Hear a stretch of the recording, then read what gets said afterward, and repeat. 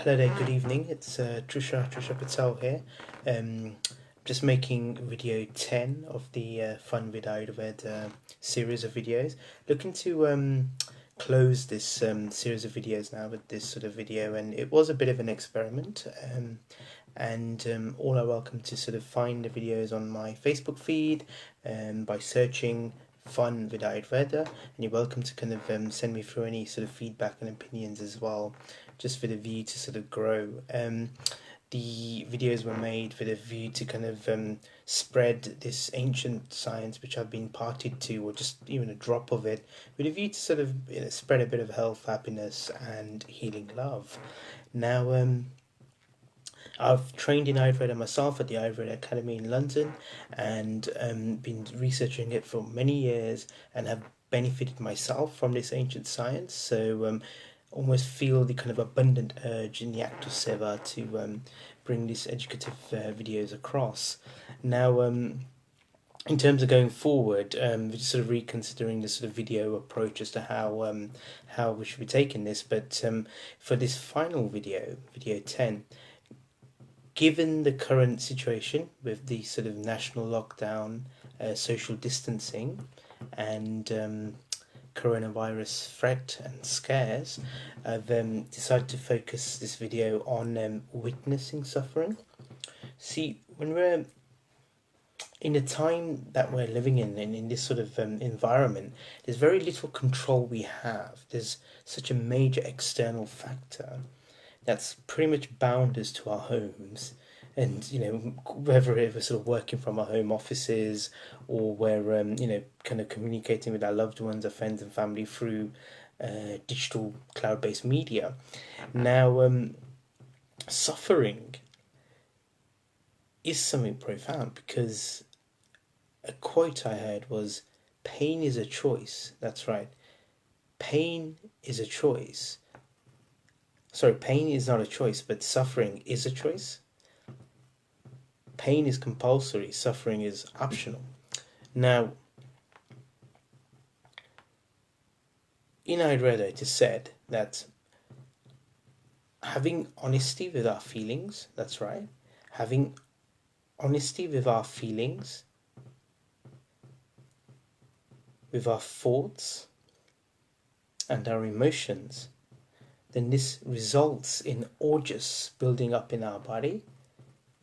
They're just glowing in our body, and prana flowing us with good health. Now, I'm going to give a little example around suffering. There was once a person, a young lady, who was suffering from tinnitus. So there was a ringing sound in her ear. And it was quite annoying, because there was no actual physical sound, but the sort of ringing sounds and the humming sound and the buzzing sounds were taking place constantly, and it meant that she couldn't sort of rest in peace or go by her day-to-day activities. Now, giving a sort of a metaphoric example here, not a literal example, but a metaphoric example, that she decided to just sort of almost had the thought of cutting off her ear, the external parts of her ear, thinking the sound was going to go away. And she realized that by cutting off the ear, the sound never went away. So, sound was still there. So she decided to kind of cut the inner ear, and yet the sound was still there. So she went sort of deeper and looked at sort of nerve endings, and decided to kind of numb or sort of blunt out the nerve endings and so forth. Yet the sound was still there. And as she kind of went sort of scientifically speaking as nano as possible, and getting to a certain subtle point, realized that there's not much they can do. They couldn't actually trace the source of the sound and where it was coming from. That's the point where some of these more subtle naturopathic sciences sort of pick up, like Ayurveda. Now, there is a subtle body, not just our physical body, but there's a subtle element to our sort of physical self, and that subtle self can actually be used to address particular concerns one may have around the suffering element. Now, to share another example, it is said in Ayurveda that when we observe an object, right? And by observing I mean using any of our senses to experience an object, so whether that's the feeling of pain, or physically seeing something, or hearing something, or tasting or smelling something. So if we see an object, I've just got an object here. When we observe this object, there's two tiers of activities going on. There's the drishti, the ugly from the eyes, causing a drishti to fall onto this object, causing us to experience it, or view it, or see it, or perceive it. At the same time, a second line of observation goes down into our heart, into our subtle self. And it's this double arrow witnessing. It's this double arrow witnessing that when you're grounded in that, something profound happens.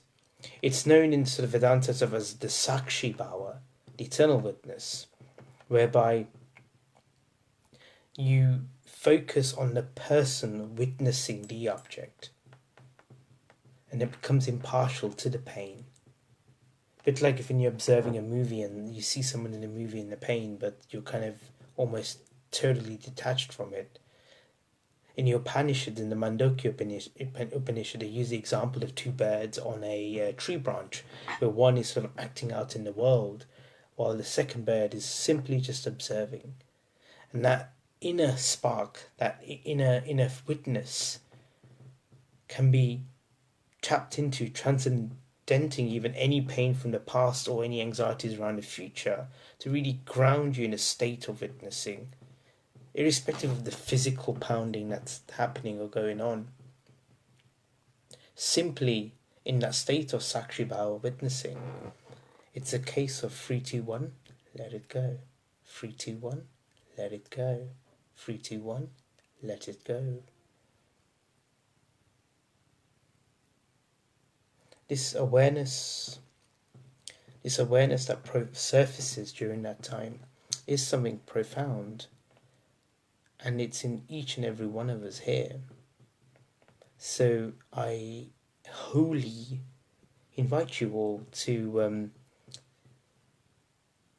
simply witness any agitation in the mind, any agitation in any observations that you're experiencing, and transcending that, any feeling sensations you're having in your body that are causing you uncomfort or difficulties on a physical realm, and without trying to battle it, fight it, because you've been doing that all this time anyway, realize and notice and hone in your awareness to the essence, that second arrow of awareness that's going within, and fixated in that, witness yourself witnessing the pain. Thank you very much. So once again, that was Tushar here with the Fun with Ayurveda series, and kind of giving this sort of video series a closure. So I did originally name it Fun with Ayurveda with the view that laughter is the best medicine. So have a nice evening, and thank you very much. Happy healing wishes. Tushar, namaste.